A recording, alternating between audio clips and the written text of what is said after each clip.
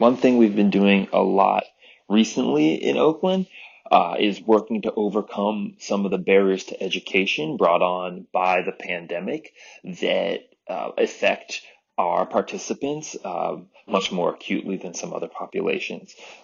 For example, lack of resources such as wireless hotspots and laptops. We've been working to distribute some hotspots that were donated to our program. And just today, I was dropping off laptops to students that needed them in order to complete their schoolwork online, um, and trying to close that resource gap that is so present in student populations. We've also been acting as liaisons between teachers and students. We're better able to communicate with our students generally than schools are at this time.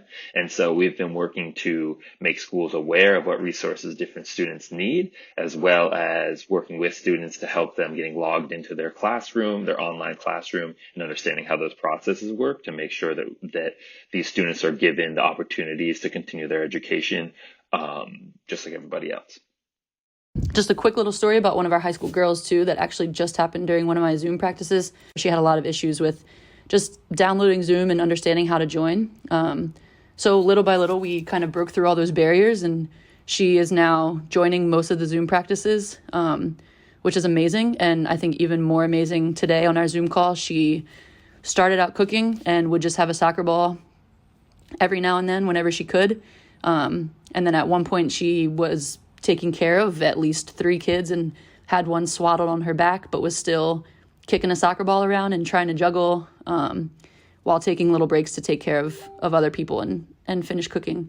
So with those barriers that I think more female participants face normally, I think it's even more relevant and present during this time because they're always home and kind of always have things to do. But that was really powerful to see today, and her working through those barriers and still joining our call. And it was really awesome and good to see her.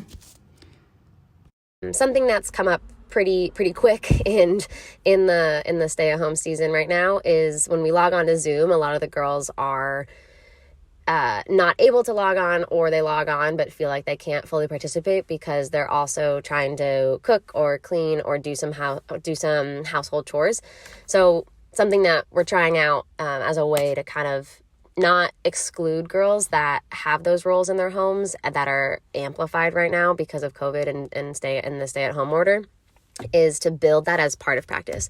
So instead of, just logging on and doing push-ups or jumping jacks or things with the soccer ball, yesterday we tried logging on and just like cooking a meal with the team in front of your camera.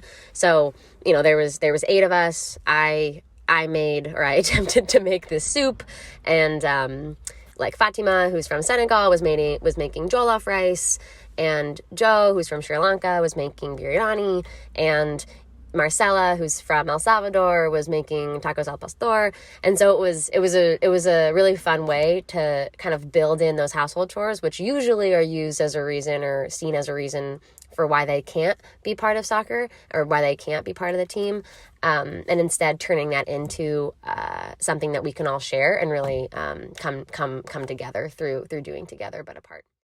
So today I went and dropped off some homemade masks to some of my girls and their families.